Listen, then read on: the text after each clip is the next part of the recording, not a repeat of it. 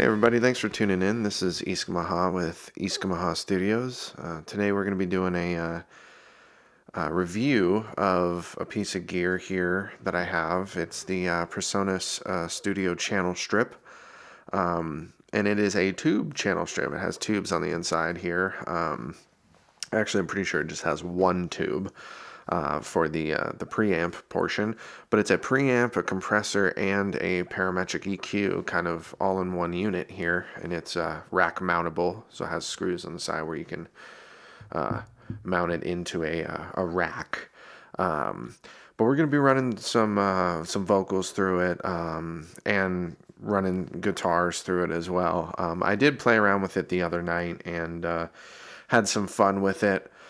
But I just wanted to kind of run through it with you guys and kind of show you, kind of everything and how everything is working with that. And stay tuned for the next couple minutes here. We're gonna go through and check this out. Let's have some fun. Alrighty, thanks guys. All right, so this is running vocals through this channel strip here. So right now I actually have all of the parameters engaged. What I'm going to kind of do is kind of go through and kind of break down each section of this piece of gear, as well as give you examples of parameters being turned on and turned off, sort of thing. So we'll start with the preamp side of things. The preamp actually has an instrument connection where you can connect in a guitar or a bass or anything like that, and then on the back of the unit is where the microphone XLR in and balanced TRS out is for this unit. It actually has an XLR out and an XLR in and a balanced TRS in and a balanced TRS out is what I was actually trying to say right there. But then we have, typical 48 volt phantom power button.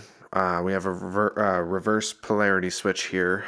We also have a pad with negative 20 dB. So if I hit that pad, right, wow, you could definitely hear that kind of take off that 20 dB right there. And then I engage it back on. And then it has it looks like a high pass filter of 80 hertz, kind of a shelf, I guess you could say. 80 hertz cutoff, so that you can engage that there.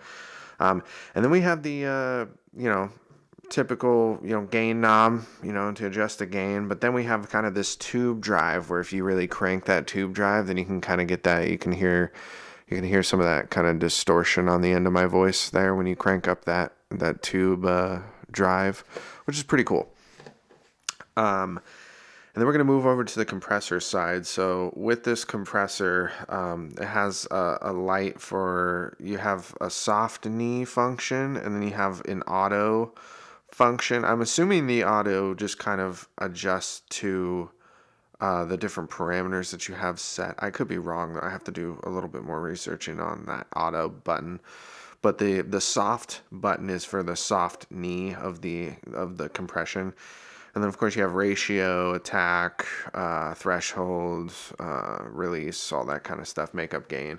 So, like right now I have my my threshold just about negative 28. And then I have my ratio at about 2.1. I'm going to engage that soft knee there. And then I have fast compression, fast release, just to have sort of like not a lot of compression happening. And the needle on the VU meter is showing kind of there's not much of that gain reduction from the compressor. So I have just a very slight compression on my voice here. And then, of course, the makeup gain is, boosted just a hair to kind of compensate for that gain reduction, right? So now what I'm going to do is kind of, you're hearing with the compressor engaged. What I want to do is I'm going to turn off the compressor so you can kind of hear the difference, right? So this is with compression, and then this is without compression. So you can definitely hear like all of those peaks and transients kind of going above that threshold, being all crazy up there and stuff. And then if I unbypass or turn the compressor back on, then you can kind of hear it mellow out a little bit more. So it's got kind of a really good aggressive compressor. Even when you're doing kind of like that soft compression, it's still kind of aggressive, it seems like, which is kind of cool. And you can use that in many different aspects if you want. Okay, and so that's, the compressor side of things, right? And it does have, what's cool is, so you have that soft knee button, you have the auto button. You also have the GR to meter button, which is kind of turning on and off this VU meter that's kind of in the center there. But then you have, next to that, you have an EQ before compressor button. So you can actually have this to where you can have the compressor before the EQ, or if you want it to EQ before the compressor, you can do that too. So right now I have that button off because I haven't really gone over to the EQ side of things. But if we're going to go over to the EQ side of things, we have a parametric EQ over here, and so you have the peak buttons on the low and the high, and then you have a Q adjustment on the mids, right?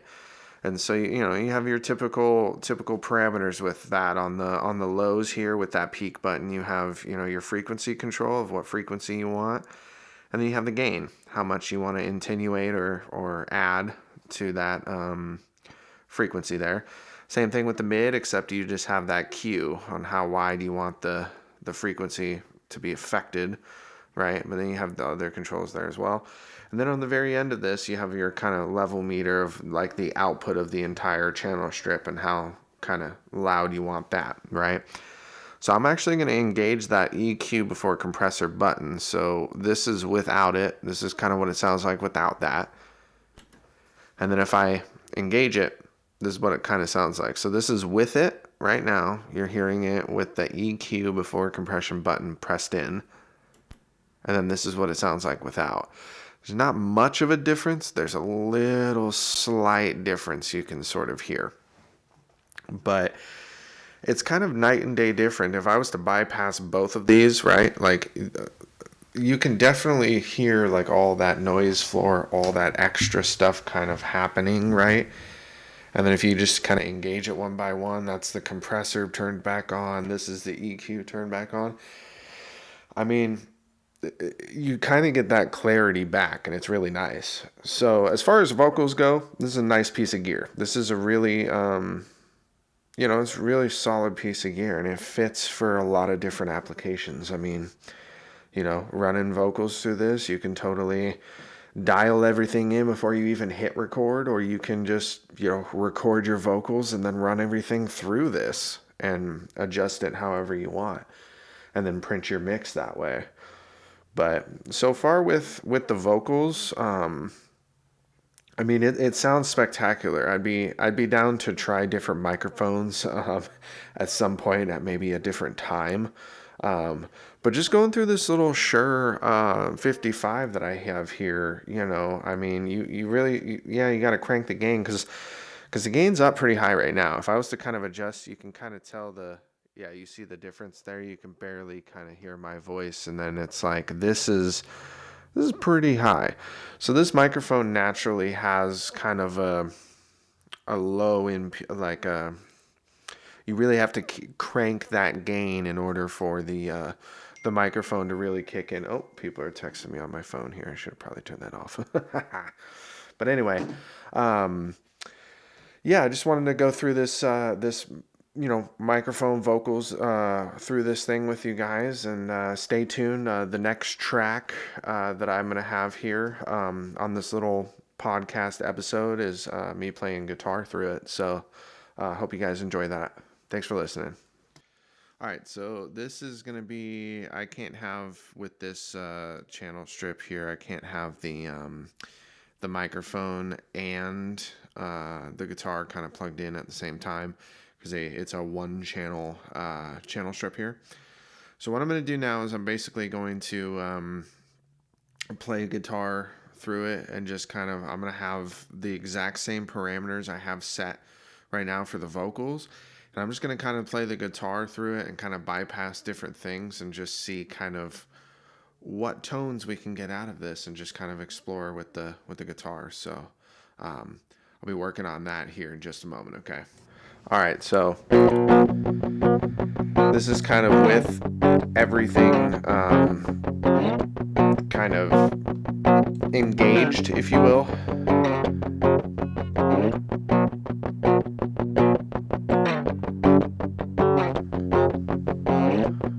Got a little bit of distortion from the tubes. So now I'm going to bypass the EQ. Not much of a difference, but I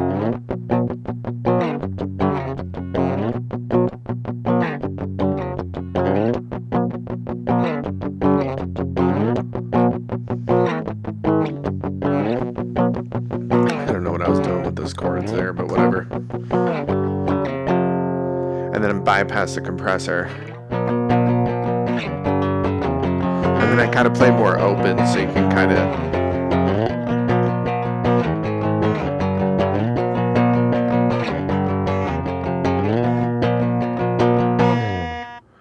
so you can really kind of tell, like, there's some really cool stuff that kind of happens with, you know, the tubes that are inside here.